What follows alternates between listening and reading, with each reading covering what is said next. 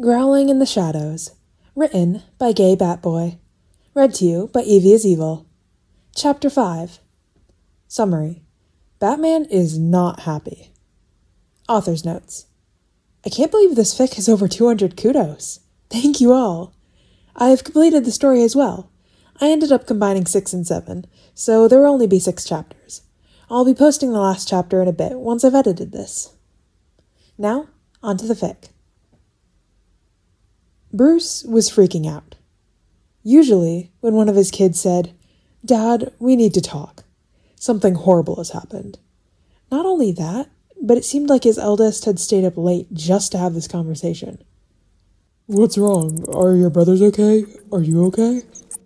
Dick seemed fine, but he couldn't help an extra glance over just to make sure. There was no blood or extra broken bones. He'd cleaned up after coming back from patrol. Bruce wasn't happy that they chose to recreate their deaths each night, but it did scare criminals. The door to the medical room was open and seemed empty. His other sons must be upstairs, meaning they weren't too badly injured. "We're fine, just shaken up, I suppose. We ran into the Justice League." Bruce was very happy he told them no single patrols after hearing the League was in town. "They seemed nice enough. They even brought us gifts. After that, though, they wanted to talk to you. We asked why, and they said they wanted you to go with them. We chased them off, but I'm not sure we can beat them if they return." The League thought they could just come into his city and scare his kids? Try and what? Give them gifts and think they'd just give Bruce away? Gothamites gave birds gifts because they were protectors, not because they were trying to buy them off. Some offered him gifts, but he never took them, unless they were for his kids. He didn't need anything for what he did, but he loved how excited one of the birds would get over a new treasure.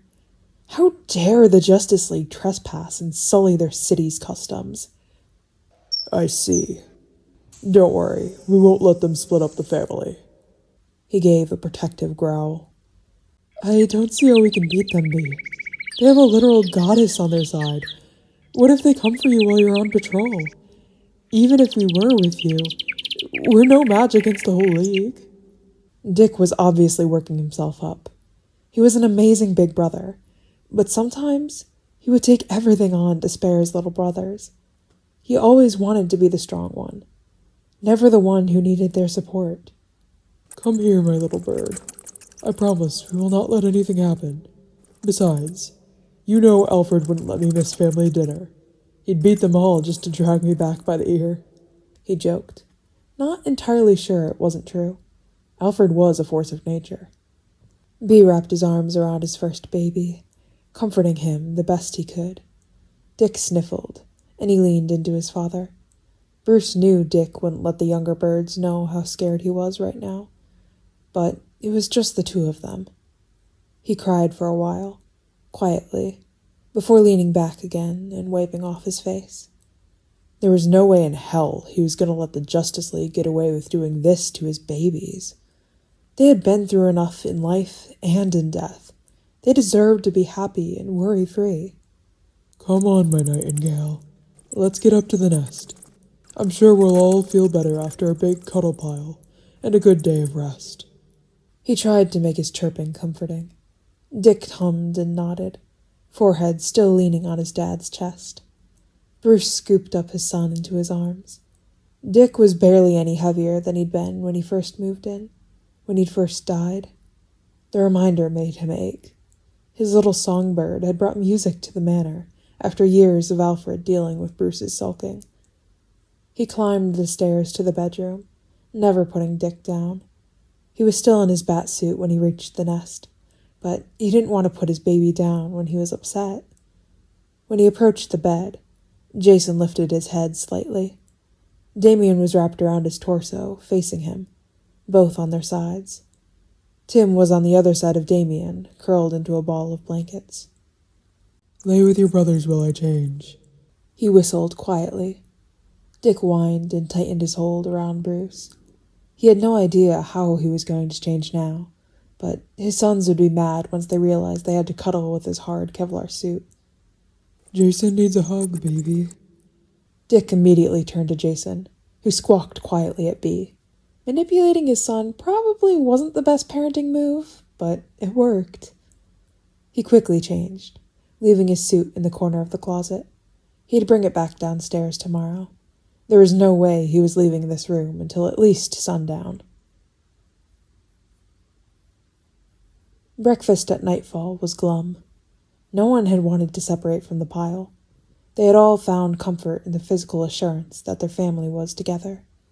Alfred had other ideas, so here they were at the table eating pancakes. You don't need to worry about the leak, boys. I'll take care of them. Bruce didn't actually have a plan yet, but he had to do something. He needed to give the birds peace of mind.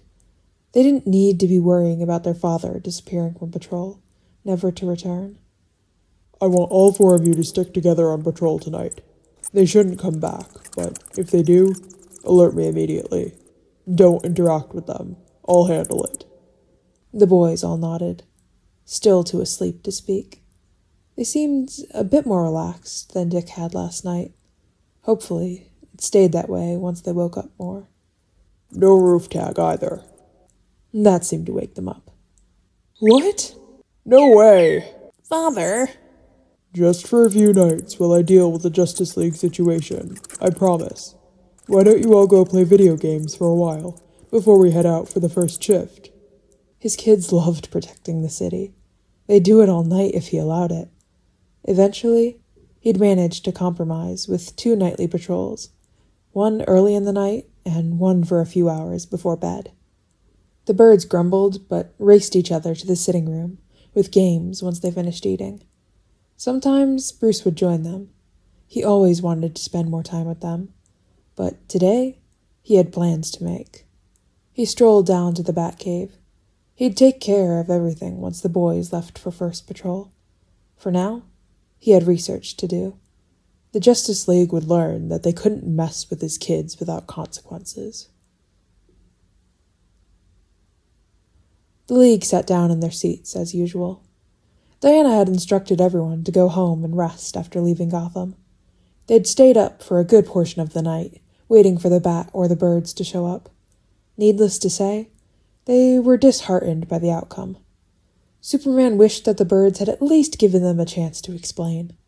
They didn't want the bat to leave its home city, just join them for large-scale disasters and the occasional meeting. Sure, he'd been scared of them at first, but now he just felt bad. They were just kids scared to lose their dad, not evil creatures torturing a city. Maybe we should go back and explain? If we can talk to them again, we can tell them we don't mean any harm. I do not believe the birds would appreciate us returning to Gotham. They are sure to take our presence as a threat. We would not make it far enough for conversation. Diana probably had a point. But Clark was feeling miserable. He didn't like being seen as a villain. Everything he did was to try and make the world better. And now some kids thought he was trying to kidnap their father. Maybe we can get a message to them? Flash asked, hopeful. How do you suppose we do that, Barry? Arrow replied. He had a point. What about the windowsills? He shouted. We could leave a note in one of them so they can get to it without having to see us. Clark sighed.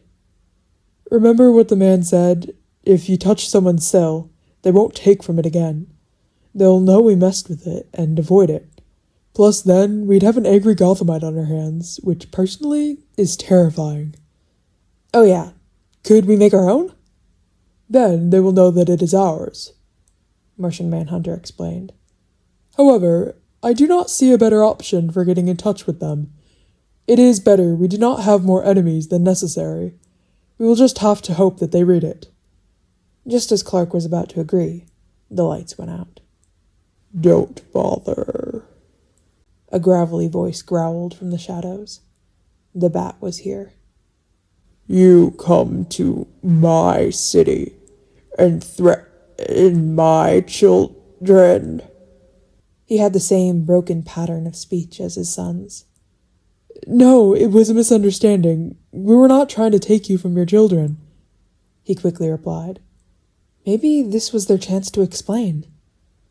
A growling sound reverberated around the meeting room. He tells the truth, Batman. We meant your children no harm, I swear, Diana added. Why come? Was the response. Clark couldn't tell where the source was. He couldn't hear any heartbeat or breathing, other than that from the other members of the League. We have heard of your great strategy and fierce combat skills. The League is in need of more heroes, and we wish to give you an invite to become a member on a trial basis. Yeah, we didn't even know the birds existed until we were already in Gotham, Barry tacked on. We do not want to cause you any trouble. We brought gifts as a peace offering. Clark hoped that the bat realized they were telling the truth. A rough hum filled the room. He seemed to be contemplating if he could believe them or not. A Gothamite told us what kind of things your kids like. We forgot to ask what they usually leave for you. We apologize for that. I do hope they enjoyed the presents. A moment's hesitation before... They did. Clark smiled. All right. So, will you join us? We would love to... No. Do not enter city again. The lights flickered back on. No bat to be seen. Well, at least you didn't drink our blood. Honestly, at this point, Clark couldn't be sure that Batman wasn't a vampire enough to argue with Barry. I suppose we shall have to look for someone else to join our numbers, Ja'an stated. Clark sighed internally. He kind of liked the bats now. They seemed like just a normal, kind of undead family. Plus, he didn't want to have to start the search over from the beginning. Yeah, I suppose so. And that is the end of Chapter 5. Author's Notes.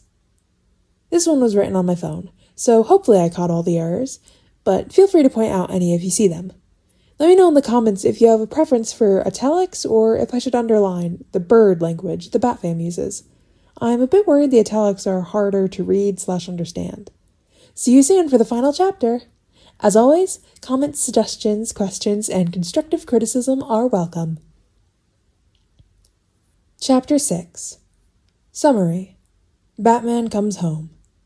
Author's notes. I definitely didn't fall asleep editing this chapter. Thank you all for reading.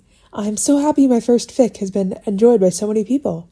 I expected like 5 kudos, so thanks to each and every one of you. Also, thanks to those who comment. It makes my day. Anyways, hope y'all enjoy the ending. Now, on to the fic. Bruce wasn't fully sure how to feel. He didn't think that the Justice League was lying, but that didn't mean he was happy with them. Even accidentally, they had hurt his kids, and that was not something he forgave easily. He was, however, happy that he could tell the boys that they had nothing to fear. Nothing other than some idiots who wanted their father to join their team. The Hall of Justice, this team was worse at naming things than Dick was, had been worryingly easy to break into. How they hadn't been taken out by a villain yet was a mystery. It hadn't even been difficult to find its location. It would take a determined archenemy 6 hours to find them and wipe them out with a proper plan. Bruce was working around ways to increase security for the headquarters before he realized he wasn't even joining the team. Curse his puzzle-loving brain. He filed the ideas away anyway, just in case they came in use later. The Batmobile came to a screeching halt in the cave before Batman exited. He looked up to see all 4 of his sons, sitting near the Batcomputer in uniform. Batman tilted his head. Everything all right? You went to the Justice League. Of course, they'd figured it out already. He'd been hoping they wouldn't notice until he came back and could explain, but they were always in his business. He shouldn't have expected any difference today. He sighed. Yes, we have nothing to fear from them. What did they have to say for themselves? Dick asked first. You told them you would never leave us, didn't you, Bee? Tim added. Father, you threatened them to never come back, correct? Damien tagged on. Jason just grunted to express his approval. There's nothing to worry about, boys. You know I'd never leave you. They did not want to steal me. They wanted me to join their team. This shocked the birds into a few seconds of silence. They didn't want to hurt you? Or us?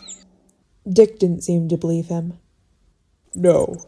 They said they admired us and were hoping for my help in the case of future large-scale emergencies. I declined them, of course. He began to change out of his bat suit in the locker room, still within talking distance of his sons. Oh? Why? Tim spoke up. Sometimes, Tim needed reminding that the family loved him, and wasn't going to abandon him the first chance they got. Because they hurt you. Even if it was not physical or purposeful, I will not put you at risk for a group of strangers. You should join them. Jason finally spoke. What? He hesitated while taking off his boots. You should join them, B. You haven't had friends for like 200 years at least. I think you should try it out. You said they didn't mean to scare us, and they brought us gifts. They don't seem to have ill intent, and they didn't attack you when you went to confront them. Plus, you said that it was just for large-scale attacks. How often do those happen? A handful of times a year? Maybe making a few friends will do you some good. If anyone can befriend a semi-immortal tired bat dad, I'd bet on a group that has aliens and gods. No one spoke for a few moments. They were all thinking about what Jason had said. Damien spoke first, from his perch on Jason's lap. Perhaps Todd is correct. It is not as if they can beat you, should it come to that, and you'll be able to gather more information on this League of Justice if you are close to them. Not what I was going for exactly, but I appreciate the approval, baby bat. Well, as long as you aren't gone for too long and you come back, I don't think it's a bad idea. Tim spoke quietly. Yeah, B, you should really have some friends by now. You've had 1,000,000 years to find one, and you still just spend all your time with us and Alfie.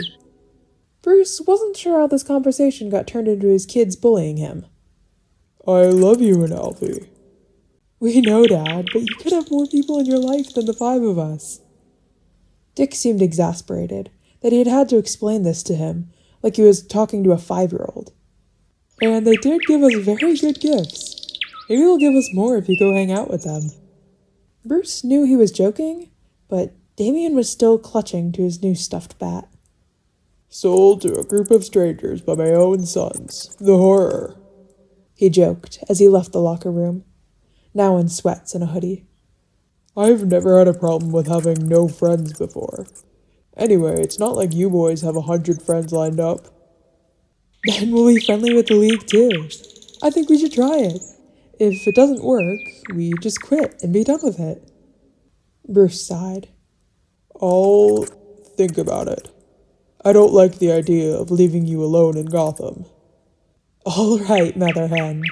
When you do agree, let us know. His sons were way too confident. Not that it was unwarranted. He usually caved to anything they wanted. He wasn't so sure this time.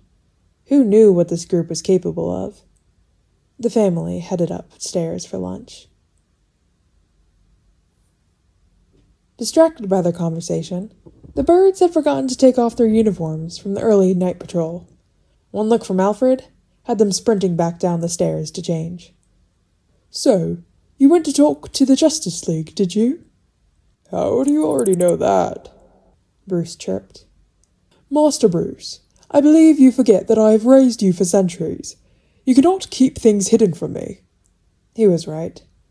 They didn't mean any harm. It was just a misunderstanding. Of course it was. If you had looked into the Justice League when they first arrived, you would have known they were a group intent on doing good. I assume they wanted you to join them. He was scolded by his father.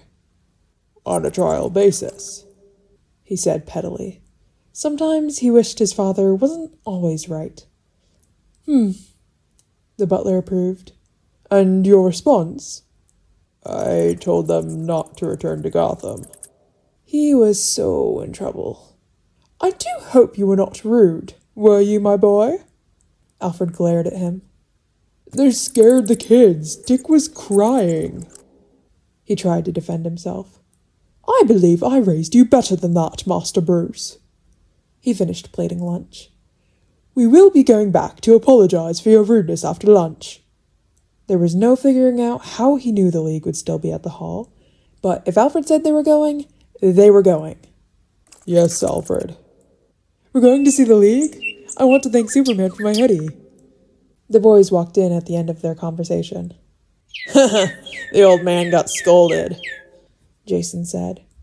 Someone has to apologize, He sang. Damien was on his shoulders, and Tim was clinging to his chest like a koala. Bruce was sulking near the counter. And when you met the Justice League, did you not also yell at them to leave the city? Dick did. Tim! Dick cried. That was different, eh? They were trying to steal Dad. Did you give them a chance to explain themselves, or did you immediately yell at them? No one spoke. As I thought, we shall all go to the Hall of Justice after lunch to apologize. Now, sit and eat. And no eating with your claws. We have silverware for a reason. Yes, Alfie. It was petty, but Bruce felt a little better that he wasn't the only one in trouble. He made sure not to touch any of the food with his claws while eating. Being in trouble with Alfred, for one thing, was enough. The League had spent most of the night in the meeting room, trying to come up with another hero to invite. It didn't help that trying to meet the Bat had messed up their sleep schedules. Clark was pretty sure that Barry was actually asleep right now. Wonder Woman, we've eliminated every candidate we can think of. Maybe we should just drop the subject for a while. We can try again some other time. Superman, we cannot survive another attack without more, stronger members. We have barely escaped the last 3 encounters with everyone alive. I will not stop until we can come up with a solution. Clark wanted to groan. He loved Dee, but when she put her mind to something, there was no stopping her. Who knew how long they'd be searching? Clark wished they'd explained themselves to the birds better. He couldn't be scared of them now, not after seeing them so fearful of losing their father. At least the Bat had confronted them, even if Clark was still scared of him. Hopefully, the Bat explained to his birds that it truly was a misunderstanding. He was miserable at the idea that there were teenagers out there waiting for them to swoop in and steal their only parent. Maybe he could convince Wonder Woman to allow them a break at least. I get it, Dee, but maybe... The lights cut out again. The Bat? Before anyone could really react, they were back on. That hadn't happened last time. Looking around, he could see what looked like the birds, sans blood. Next to them was a looming black figure, more shadow than man. On the other side of him was an older man, wearing a suit for some reason. The suit man had none of the cryptic features of the birds and the Bat. No black eyes or long claws. Somehow, in a room with 5 unknown creatures, Clark was most confused about this normal-appearing man. Bats, birds, Diana greeted politely.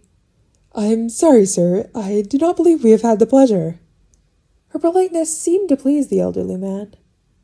I am Alfred, Your Highness. It is a pleasure to meet you. You as well, Alfred. And please, just Diana is fine. He smiled kindly at her. I am terribly sorry to barge into your meeting in such a way, but I do believe my son has something he'd like to say. Son?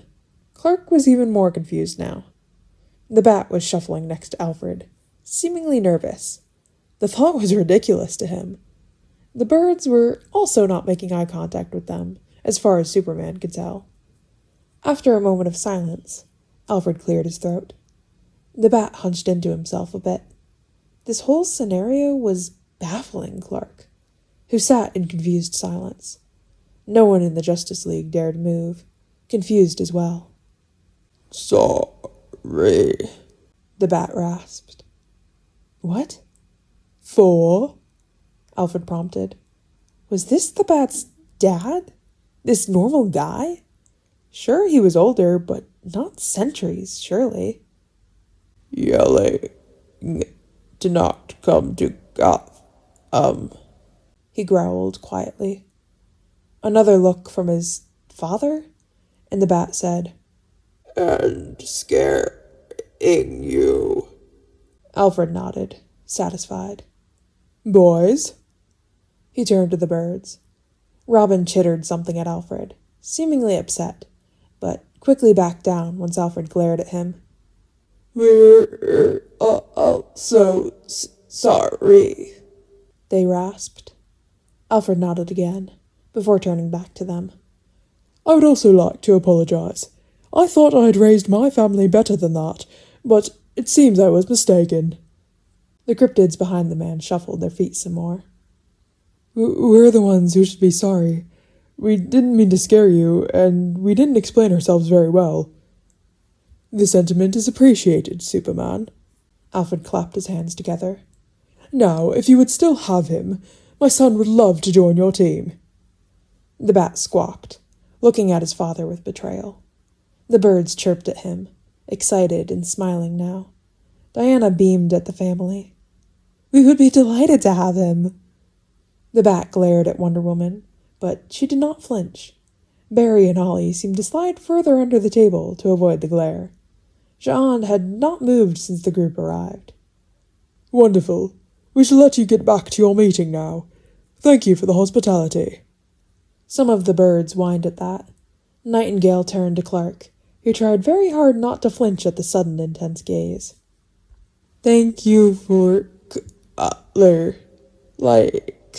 His voice was as raspy as last time. It took him a moment before Clark realized he was talking about the sweater. He smiled at the bird. You're welcome. I'm happy you enjoyed it. While they had their exchange, Cardinal had moved closer to Diana. His voice was deeper but quieter than his older brother's. Cooler than him. He grinned as he pointed to the bat. He looked at his son with resignation. While the older two had come forward to talk to the League, the younger two had stayed behind. Robin had gotten under the bat's cape and onto his back while growling. He did not seem happy to be here. Magpie had stood behind Alfred, but was making uninterrupted eye contact with Martian Manhunter, who stared right back. Come along. You will have to get ready for evening patrol. The family gathered up again, only for the lights to flicker off as they had before.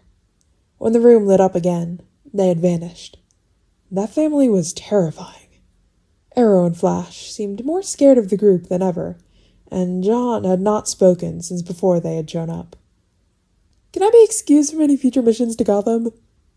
Flash squeaked, more than halfway under the table. Arrow was right next to him. Ditto, I thought one bat was terrifying. Now there's 6 of them. Do not be ridiculous. I do not believe Alfred was a bat or a bird. Yeah, but he controlled them. What kind of man has that power? Barry jumped back up to full height. Oh, I'm sure he's not a man, but I couldn't quite tell what he was, she responded. They seemed like a kind family, though. I look forward to getting to know the bat more. Clark couldn't help but agree. Well, not about Alfred being a man. That was new, and a little scary. But they did seem like a sweet family. He was excited for the next time he would see the bats and his birds. And that is the end of this fic. Author's notes. This accidentally turned into an Alfred is a badass fic, which isn't where I expected it to go, but I'm not super mad about it, lol. Hoping to write more for this series. I love these guys. As always, comments, suggestions, questions, and constructive criticism are welcome. Now, reader's notes. This is part of a series. There's 4 parts. I think they're all roughly the same length. Yeah, all roughly the same length. Well, actually, no. 2 are roughly the same length, and there's 2. There's a shorter one shot, and then one that's unfinished. But, at this current moment, I don't plan on reading them, but if you guys really want to see the next part, maybe I will. Yeah, this was a fun fic to do. I haven't edited any of the bird noises yet at the time of reading this, but I hope that I enjoy that bit, because I was really looking forward to reading this fic specifically because I wanted to play around with that aspect of adding bird chirping noises. So I hope they turn out well, and I hope they sound good. Yippee! But yeah, thank you guys for listening, and bye!